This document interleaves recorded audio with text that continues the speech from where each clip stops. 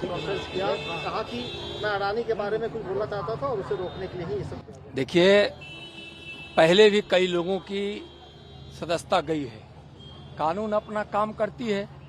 अब कोई व्यक्ति यह मानता हो कि हम बड़े ओहदे पे हैं तो कानून हमारे लिए देश का अलग हो और हमको कानून कुछ नहीं करे, हम कानून तोड़ते रहे, जो मन में आए वह करते रहे, बोलते रहे।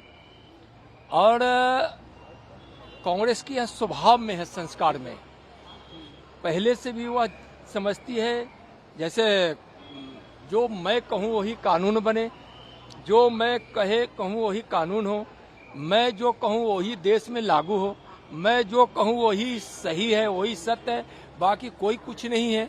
तो यह कांग्रेस के स्वभाव में है। और जनता के बीच अपना पूरी तरह से जनाधार खो देने के बाद अब बौखलाकर कांग्रेस इस प्रकार का बयान देती है। राहुल जी का इस प्रकार से कई बार बयान आया है, किसी मोदी सरनेम को अपमानित करना। अब ठीक है, लोकतंत्र है, इसमें बोलने की छूट है, लेकिन किसी को गाली देने की तो छूट नहीं है, किसी समाज को या सरनेम को अपमानित करने की तो छूट नहीं है। और कांग्रेस अनावश्यक इस विषय को कई बार लाई है। और यह सोचिए कि जब एक बार न्यायालय ने, सुप्रीम कोर्ट के माननीय न्यायाधीश ने कानून के तहत सजा दे दी है तो उनको स्वीकार करना चाहिए और जो न्यायालय का आदेश है उसको मानना चाहिए। उन्होंने जो गलती की है इसके लिए देश से माफी मांगना चाहिए।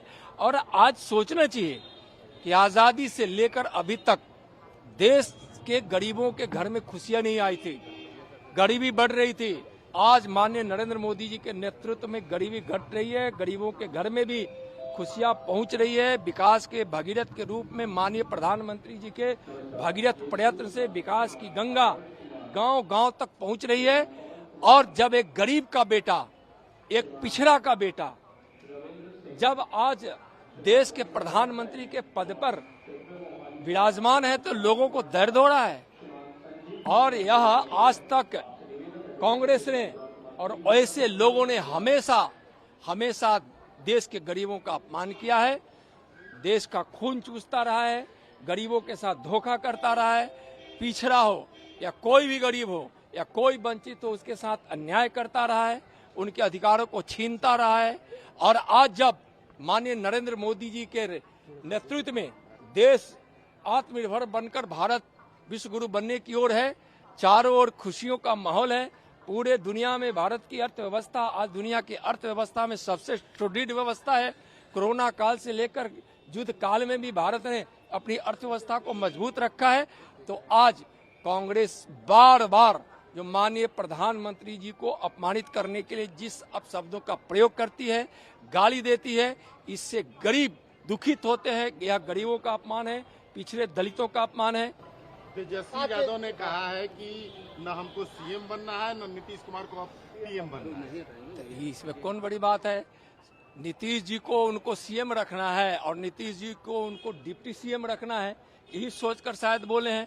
वो जानते हैं तेजस्वी जी कि न नीतीश जी कभी पीएम बन सकते हैं और न तेजस्वी जी कभी सीएम बन सकते हैं, इसलिए बोले हैं। तो इसमें कोई आश्चर्य की बात नहीं है। पूछताछ हो रही है, रामनीसा भारती से भी पूछताछ हो रही है दिल्ली में, क्या कहना है? देखिए, एक चीज भाई सुन लीजिए, मैं कई बार कहा हूँ, आज भी कह रहा हूँ कि भ्रष्टाचार ने, घोटालों ने इस देश के गरीबों का खून चूसा है, इस देश को हमेशा गरीबी में रखा है, अराजक स्थिति में रखा है।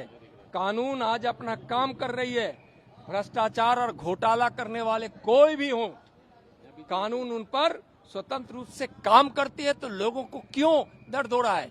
कोई भी कानूनी तरीके से कानून ने जो अपराध के दायरे में लाया है, घोटालों को जो अपराध के दायरे में लाया है, या किसी उस प्रकार के घोटालों से जिससे राज्य को या देश को, गरीब को, व्यवस्था को नुकसान पहुंच रहा है, विकास बाधा पहुंचती है, बस अब तक देश में यही होता रहा है कि राज सत्ता पर बैठे रहने वाले बड़े बड़े घराने के लोग जो परिवार की पार्टी बनकर रहते रहे हैं और उन्होंने घोटालों से और भ्रष्टाचार से गरीबों का हमेशा अहित किया है। आज किसी को क्यों तकलीफ हो रहा है? यह बिहार और यह देश देख रहा है कि जो नेताओं के पास पैसा भ्रष्टाचार के रूप में गया है, घोटालों के रूप में गया है, वह गरीबों का पैसा है, गरीबों के मेहनत का है, गरीबों की आह लगी है और कानून अपना काम कर रहा है।